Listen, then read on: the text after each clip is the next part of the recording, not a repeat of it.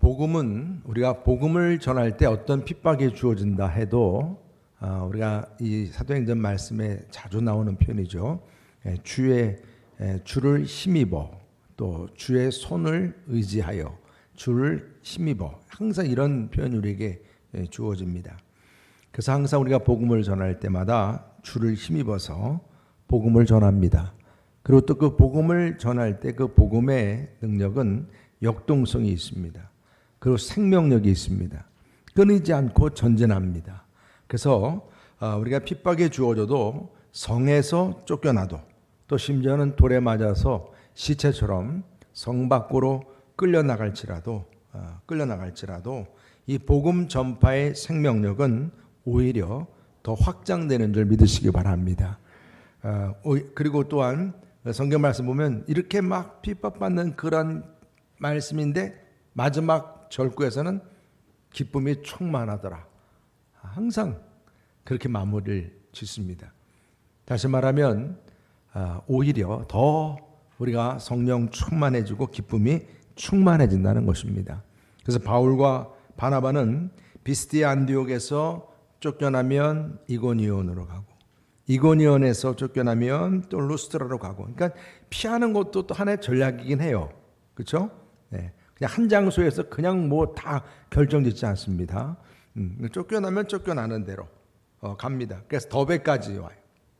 그러니까 여러분 이런 그 환란이든 쫓겨나는 일이든 그런 가운데서도 하나님의 구원의 계획과 모든 것을 합력하여 선을 이루시는 하나님의 역사가 주어짐을 믿으시기 바랍니다.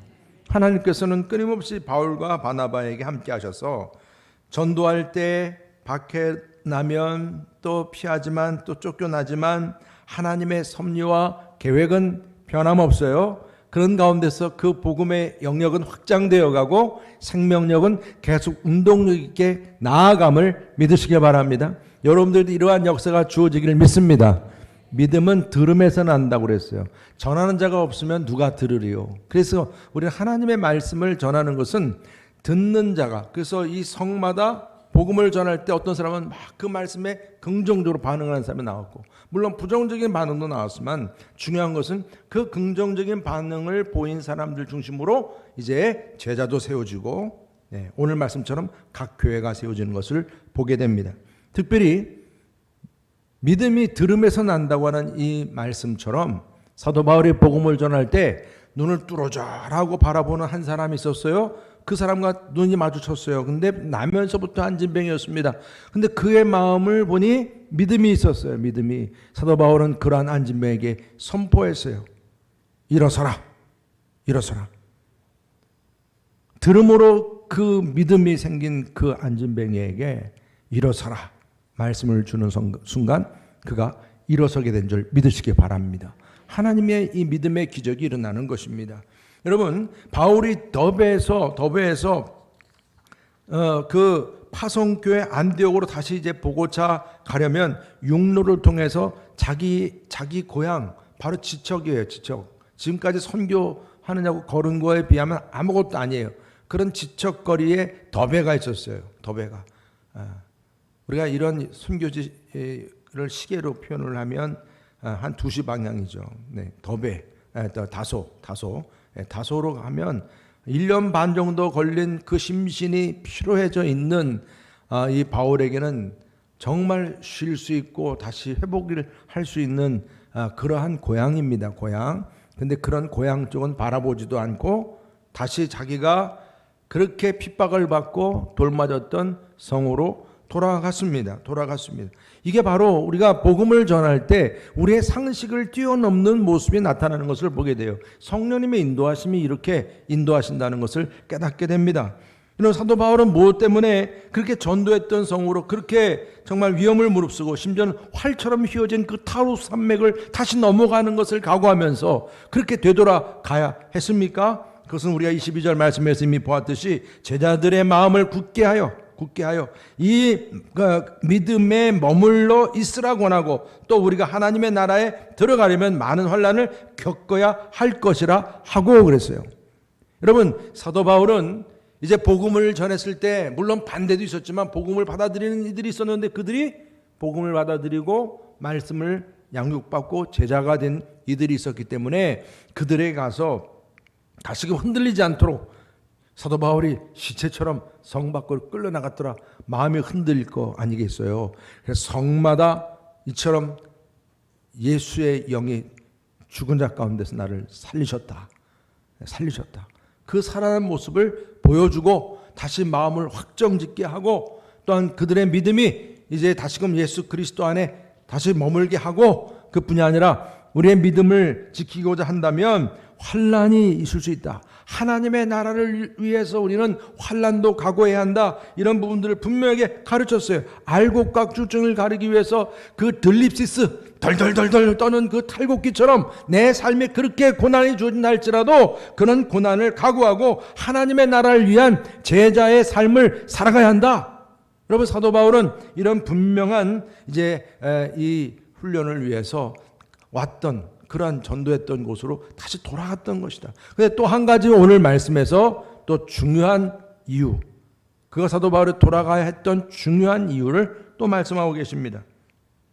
각 교회마다 무엇을 했는가? 우리 23절 다 같이 읽겠습니다. 시작. 각 교회에서 장로들을 택하여 금식 기도하며 그들의 믿는 주께 그들을 위탁하고 그랬어요.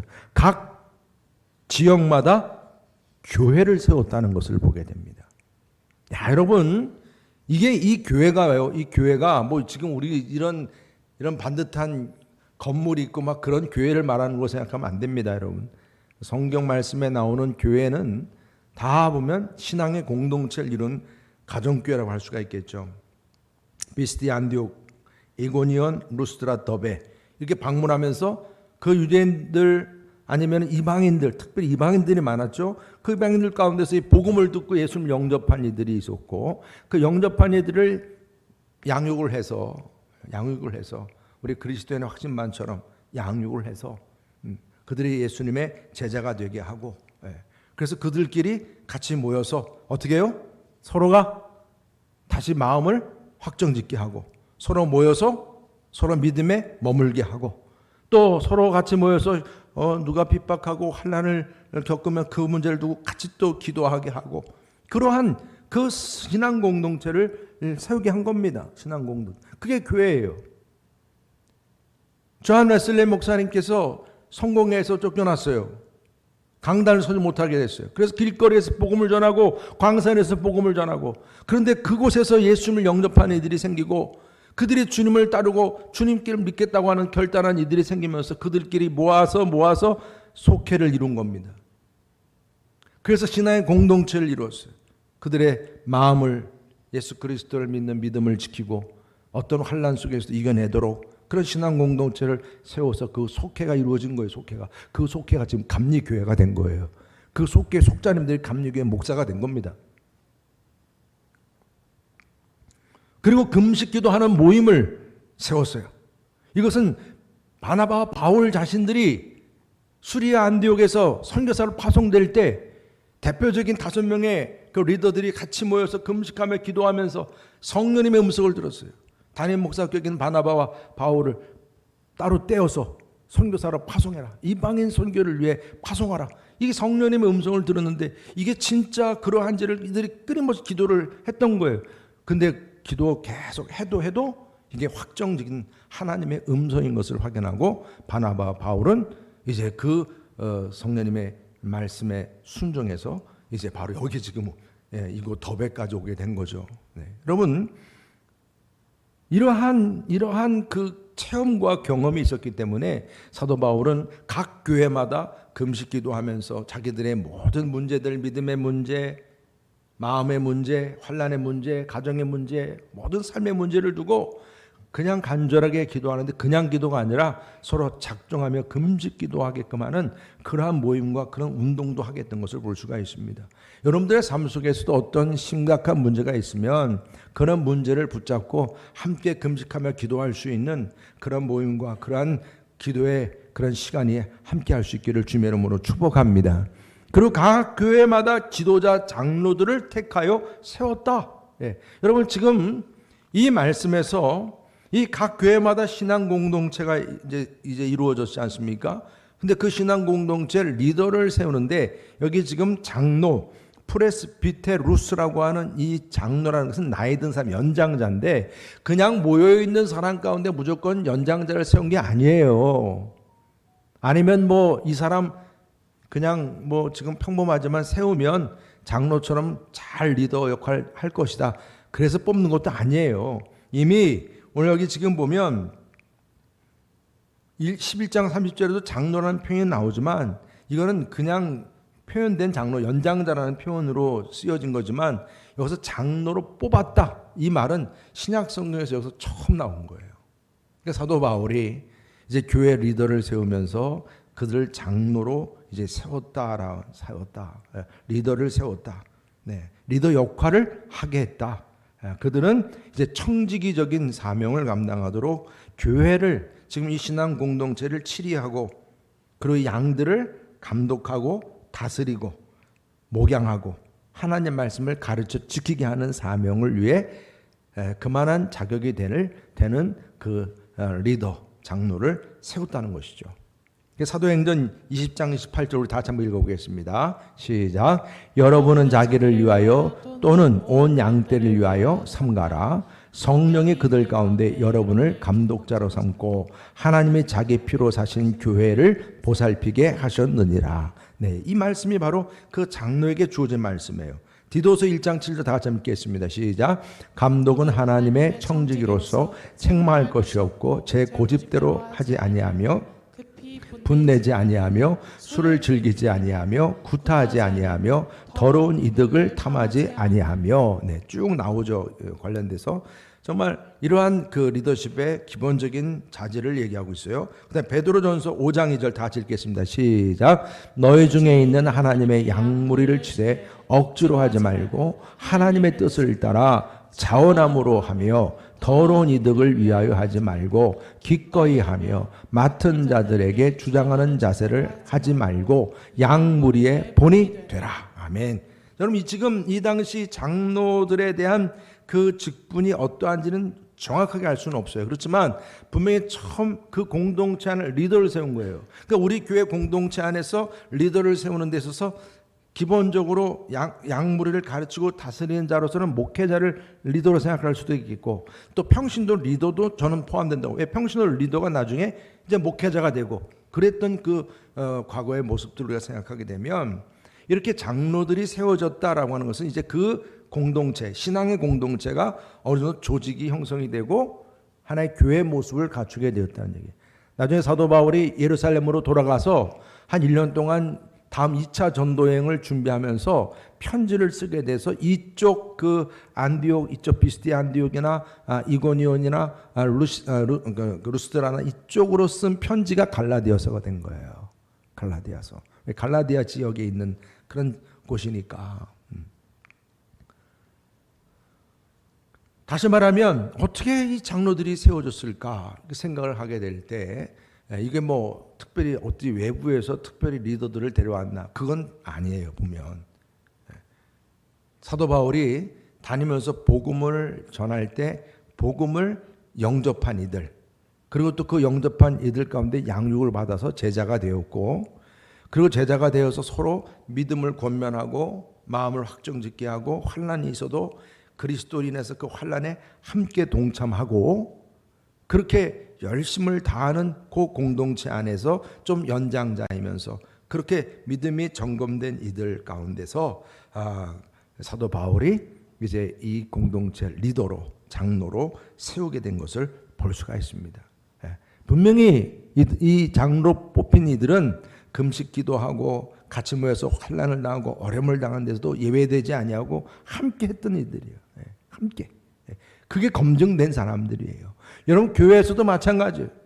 교회에서 어떤 리더가 세워지는 것은 교회 여러 가지 굳은 일이든 어떤 사역이든 모든 일에 함께하고 함께 수고하고 함께 그 신앙의 확신을 가지고 믿음을 가지고 헌신하고 수고한 이들 가운데 그런 검증된 이들을 리더로 세우는 것이지, 저 사람 리더로 세우면 앞으로 잘할 거야, 지금은 못하지만, 이런 논리는 아니라는 거죠. 그냥 분명하게 오늘 이 사도 바울은 그러한 일꾼 가운데서 연장자 장로를 세우게 됐다. 정말 세우게 됐다. 네. 그리고 이 일을 위해서 그는 성마다 다시 돌아갔다. 근데 중요한 것은 또 하나, 그들이 믿는 주께 장로들을 위탁했다는 거예요. 장로를 뽑은 것만 아니에요. 선택한 것만 아니에요. 그들을 이제 누구께 위탁했다고요? 사도 바울에게 위탁했다고요? 아니에요. 주께 위탁했다는 겁니다. 우리 교회에서 항상 뭐 제자 훈련이든지 훈련할 때만 제가 함께 읽게 하는 아주 고전적인 책이 있어요. 주님의 전도 계획이라는 책입니다. 로버트 콜만의 전데 정말 저 책은 그냥 바이블이에요. 바이블. 모든 이 제자 훈련하는 사람들에게 있어서는 바이블입니다. 근데 저 책에서 예수님의 그 공생의 기간 동안 예수님께서 보여주셨던 전도의 계획을 딱 8가지로 정리를 했어요. 정말 천재입니다. 천재.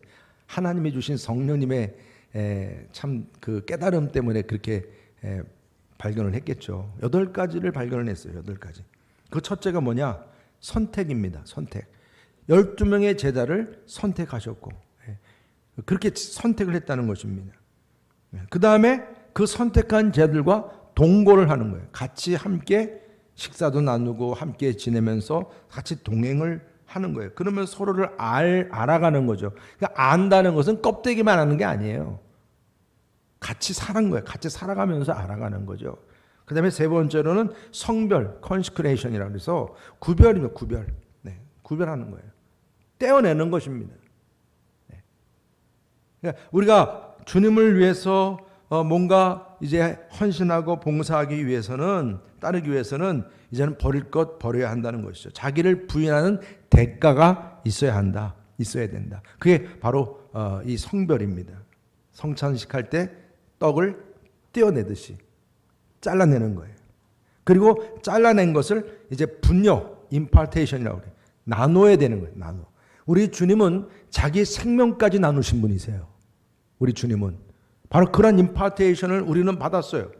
그런 은혜를 받은 우리들 역시 그러한 나눔이 우리의 신앙생활인 중요한 부분입니다. 그래서 우리가 나눔으로 인해서 생명은 계속 전달되는 것이죠. 그 다음 5번째로 이것을 하기 위한 시범, 데모죠. 데모. 네. 데모를 하는 거예요. 데몬스트레이션. 기도하는 데모, 그리고 전도하는 모습, 말씀을 가르치는 모습, 이런 것들이 하나같이 다 본이 되었다는 것입니다. 그러고 나서 6번째, 위탁을. 네. 이 위탁이라는 것이 예수님께서는 궁극적으로 나중에 이제 승천하시면서 모든 걸 다 제자들에게 위임하셨어요. 네. 언제까지 예수님 옆에 같이 다니면서 이렇게나 저렇게나 못 하시는 거예요. 네.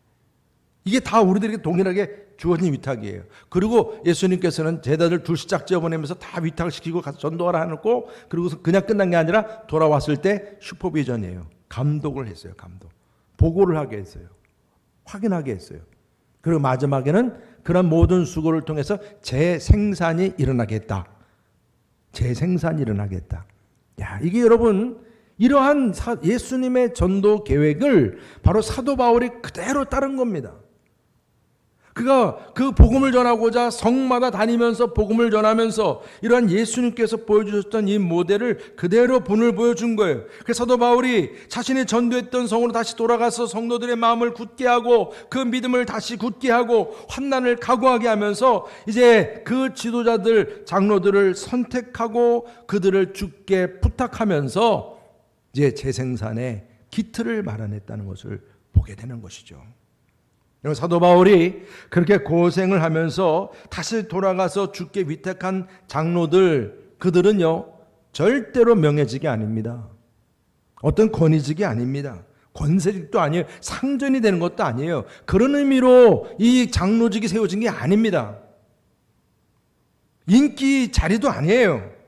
이 주님께 위탁받은 것이지 이게 뭐 자기의 어떤 영광을 위해서 위탁받은 게 아니에요. 이런 교회를 잘 다스리고 그렇게 환난이 있는 그런 교회 많은 성도들이 흔들릴 때 그들의 믿음을 붙잡아주면서 그들을 섬겨주는, 그래서 그 교회가, 그 공동체가 더욱 안정적으로 부흥해가고 재생산이 되는, 모든 민족을 제자로 삼는 그 명령을 이루는데 충성하는 직분임을 믿으시길 바랍니다. 그 디모데전서 5장 10절 이렇게 말씀했어요. 다 같이 한번 읽어보겠습니다. 시작. 잘 다스리는 장로들은 배나 종용할 자로 알되 말씀과 가르침에 수고하는 이들에게는 더욱 그리할 것이니라. 아멘. 하나님 말씀을 잘 가르치고 다스리고 이런 역할을 잘하는 장로들을 배나 존경할지니 이렇게 말씀을 주고 있어요. 여러분 성도님들도 정말 그래서 우리는 이런 리더의 역할인 것이 뭐 특별한 사람만의 얘기가 아니라는 거예요. 우리 모두가 이렇게 주께 위탁된 삶을 살아간다는 것은 동일하다는 거예요. 그런 차원에서 교회에서든 가정에서든 여러분들의 직장에서든 어디에서든 훌륭한 리더십과 영향력과 일꾼의 모습이 여러분들에게서 나타날 수 있기를 축복합니다. 그래서 오늘 제가 여러분들에게 뭐 다 아시는 거라도 다시 한번 정리를 해드리는 것이 4가지 기본적인 원칙을 우리가 꼭 기억하자. 하나는 뭐냐? 우리는 이제 주님의 일을 감당하면 주께 부탁받은 사람으로서 이 서번트십이라고 하는 것입니다. 종의 마음이에요. 종의 마음. 종의 정신입니다. 언제든지 우리는 그냥 스탠바이 되어 있어야 돼요. 서빙할 준비가 되어 있어야 돼요. 봉사하고 섬길 준비가 되어 있어야 돼요. 힘을 쓰든 몸을 쓰든 돈을 쓰든 머리를 쓰든 하여튼 어떤 방법을 쓰든 간에 우리의 모든 머리에 우리의 마음의 중심은 어떻게 하면 섬기고 어떻게 하면 도와주고 어떻게 하면 잘 섬길 수 있을까. 이런 부분에 대한 서번트십입니다. 이게 우리 몸의 체질화돼야 한다는 것이죠. 또 하나는 뭐냐면 파트너십입니다. 뭐라고요? 네, 파트너십. 네, 여러분들 이게 영어라 뭐 어려운 거 아니죠? 네, 서로 동반자 의식이에요. 서로 같이 뭐 어떤 사람은 잘났고 어떤 사람은 못 났고 어떤 사람은 잘생겼고 못생겼고 많이 배웠고 못 배웠고 뭐 사람마다 빠른 사람이 있고 느린 사람이 있고 뭐 다 다양하잖아요. 그러나 그런 사람들이 서로 부족한 것을 채워주고 함께하게 할 수 있도록 도와주는 그런 파트너십이 이것이 교회만이 아니죠. 여러분들의 직장에서도 여러분들의 삶 속에서도 같이 다 이루어져야 되는 거예요. 부소장이든 팀장이든 회장이든 속장이든 뭐든 여러분들 교회학교 교사도 마찬가지. 나 혼자밖에 할 사람이 없어. 그게 아니에요. 같이 함께 파트너십이 이루어져서 서로 같이 섬김의 종으로서 맡겨진 일을 감당할 수 있어야 된다. 그리고 또 하나는 리더십도 능력 있는 리더십이 되시기를 축복합니다. 문제를 해결할 수 있고 뭔가 영향력 끼칠 수 있는 리더십이 되도록 기도하셔야 합니다. 여러분 리더가 되든 어떤 역할을 감당하는 사람들에게서 나타나는 하나의 특징이 뭐냐면 문제를 풀거나 해결할 수 있는 능력이 없으면 말이 많아요. 말 많은 사람들은 보면 능력이 없는 사람들이 많습니다. 왜? 말로 다 대신하려고 그러는 거예요. 이해가 되세요? 반응이 없으시네요. 네. 말로 다 해요, 말로. 근데 그 말이요, 또 좀 긍정적인 말이면 좋은데 부정적인 말로 툭툭 막 계속 말로. 근데 자기가 직접 해보면 그건 못하거든요. 근데 말로 다 커버하려고 그러는 거예요, 말로. 저 경험 많이 해봤거든요, 그런 거. 그러니까 여러분 기도하셔야 되는 거예요. 우리의 리더십은 말이 아니라 능력에 있다. 능력에. 이것이 영적인 일이든 여러분들이 직장에서도 마찬가지고 나의 개인적인 일이든 가정의 일도 마찬가지. 능력 있게 일을 할 수 있도록 그러한 능력을 달라고 기도하시기 바랍니다. 우리 교회 뭐 저를 비롯해서 우리 모든 우리 장로님들이나 우리 권사님들 다 책임 있게 일을 하시는 분들이 능력 있는 리더로 사명 감당할 수 있도록 또한 그러한 직장에서든 가정에서도 그러한 일꾼이요 사명자가 될 수 있도록 기도하시기를 축복합니다.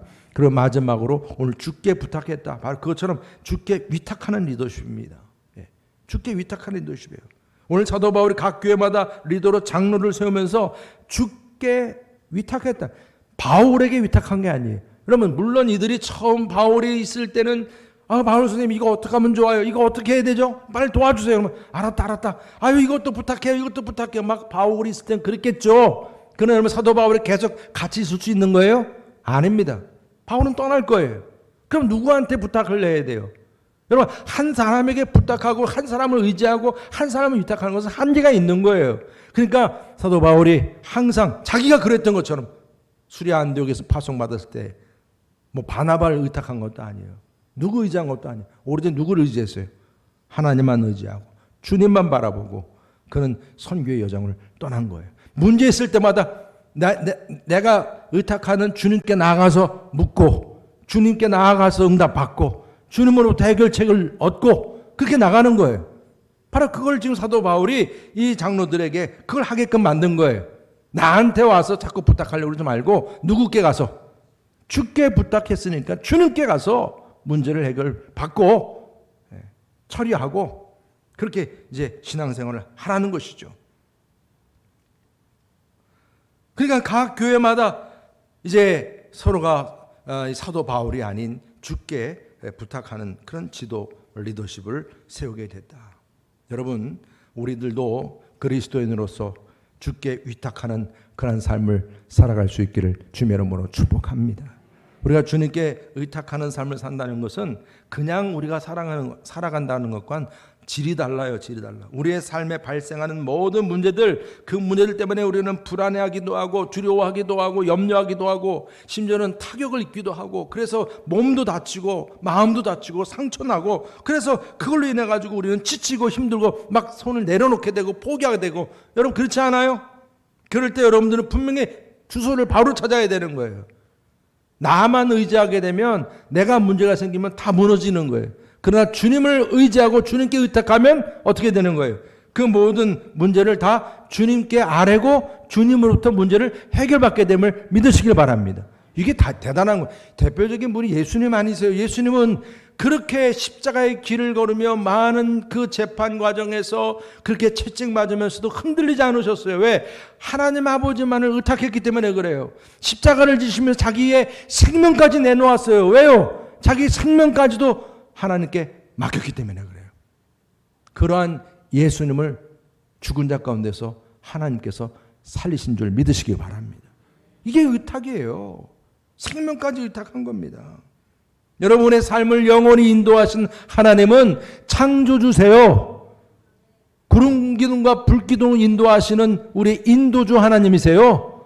우리의 모든 삶을 구원하시는 구원자세요. 여러분 믿으십니까? 이런 하나님을 내가 믿는다면 그런 하나님께 내가 모든 걸 맡긴다고 하는 것이 뭐가 문제가 되겠어요?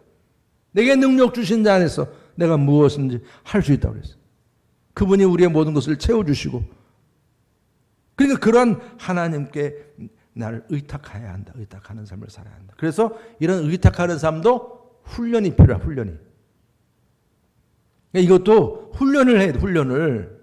여러분들이 어떤 문제가 터지면 염려하고 근심하고 막 그게 우리는 우리의 기본적인 습관이잖아요. 아이고 어떡하지? 큰일 났네. 한숨이 푹 나고. 아니, 제 얘기예요. 저도 그래요. 뭐 저라고 안 그러겠어요? 아이고 어떡하지? 그러면 막 어떤 때는 너무 이 문제가 심각하니까 막 손이 덜덜덜 떨리고 컵을 집지도 못할 정도로 떨리고 막 그런 때 없어요, 여러분? 있죠. 아 망했다 이제 틀렸다 이제 막 그래서 그 정도로 말입니다. 그럴 때 정말 여러분 나를 주님께 맡겼다고 그랬을 때 이런 문제가 터졌는데 주님이 정말 나 몰라라 하실까? 나 몰라라 하실까? 이런 생각을 하셔야죠. 그리고 분명히 하나님께서는 모든 문제를 내어놓으면 문제가 기도 제목이 되고 기도 제목 붙잡고 기도하면 응답이 된다. 이런 분명한 믿음을 가지고 내가 나아가면 되는데 자꾸 내 문제만 그냥 걱정하고 염려하고 잠도 못 자고 불면증 걸리고 소화도 안 되고 결국은 내 몸 다 상해버리는 건 결국은 내가 내 몸을 상하게 만들어버려. 근데 여러분 분명히 우리가 훈련해야 될 것은 뭐냐면 모든 문제를 해결해 주신다고 그랬으니까 나를 그분께 맡겼으니까 그러면 그분께 어떻게 해야 되는 거예요? 내 문제를 솔직하게 내어놔야죠. 하나님 이거 나 지금 이거 문제인데 어떡하죠? 고백해야죠. 어디 가서 얘기하려고 그래요 지금? 여러분 베드로전서 5장 7절 다 같이 함께 읽어보겠습니다. 시작. 너의 염려를 다 주께 맡기라. 이는 그가 너희를 돌보심이라. 이 말씀 모르시는 분 다 아세요? 다 아시는데 왜 안 맡기세요? 주께 맡기라. 이게 원어적인 의미로 축구 배구 할 때 토스 패스한다. 토스하라. 그리고 혼자만 계속 공 가져가다 뺏겨. 토스하라는 것입니다. 너희 염려를 주께 맡기라. 그 문제를 주님께 토스하라는 거예요. 여러분에게 일어나는 모든 생각나는 염려, 근심 그거 다 토스하시길 바랍니다. 이게 훈련이에요. 내가 주님께 맡긴 삶을 산다고 하는 이 부분은 내게 생기는 모든 염려, 근심이 어찌 없겠습니까? 살면서 그럴 때마다 항상 주님 앞에 토스하면서 맡기면서 주님 맡깁니다. 주님 어떻게 할까요? 어떻게 할까요? 그러면 여러분 잠언서 16장 3절 다 같이 한번 읽어보겠습니다. 시작. 너의 행사를 여호와께 맡기라. 그리하면 내가 경영하는 것이 이루어지리라. 아멘. 네. 주께 맡기면 주께 토스하면 네가 경영하는 것을 성공하게 하리라. 하나님의 방법대로겠죠. 물론 네. 내 뜻이 하나님 뜻과 위배되면 하나님은 그걸 조정하세요. 네. 그러면서 성공하게 한다는 거예요. 우리가 주께 맡기는 삶은 말씀의 육신이 되신 하나님, 그분이 예수님이시고 그 주님이 주신 말씀을 붙잡고 산다는 거예요. 그 말씀이 우리의 인생의 사용설명서가 되는 것이고 그 말씀이 내 인생의 내비게이션이 되는 거예요. 그 말씀을 붙잡고 살면 내가 방향을 잃었을 때 그 방향이 바로 나와요. 내가 어떻게 살아가야 할지 그 부분에 대해서도 주님이 내게 지혜를 주세요. 아니면 주님께서 내가 가야 할지 말아야 할지 구름기둥과 불주기 내에서 그냥 너 좀 가만히 있어라 말씀하세요.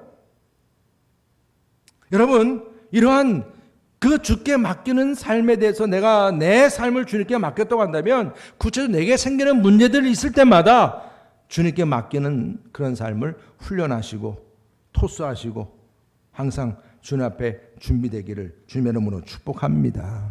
그래서 정말 이렇게 주님께 토스했더니 주님이 이렇게 나에게 응답하셨어.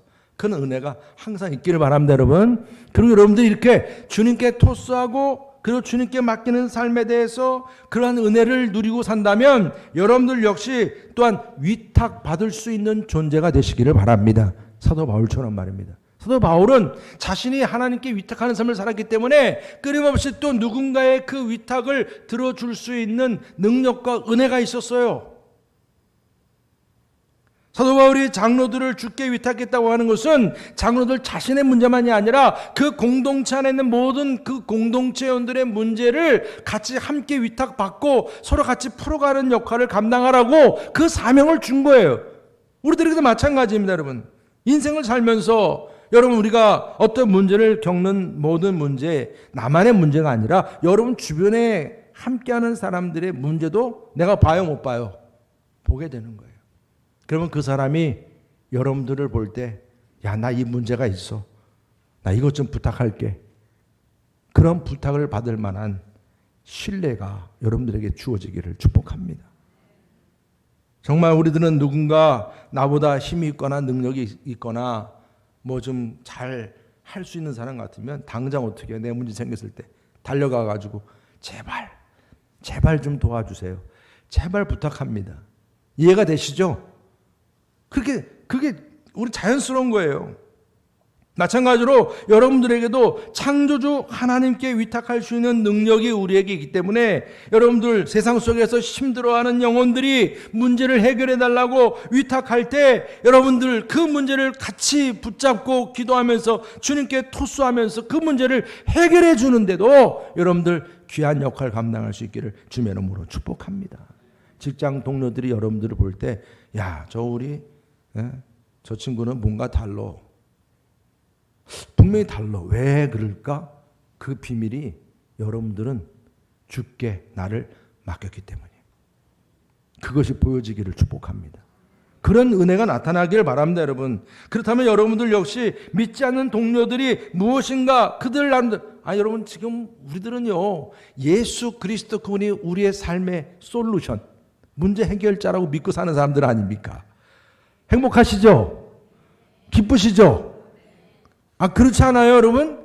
그런 사람들이 맨날 우거지상으로 사실 거예요?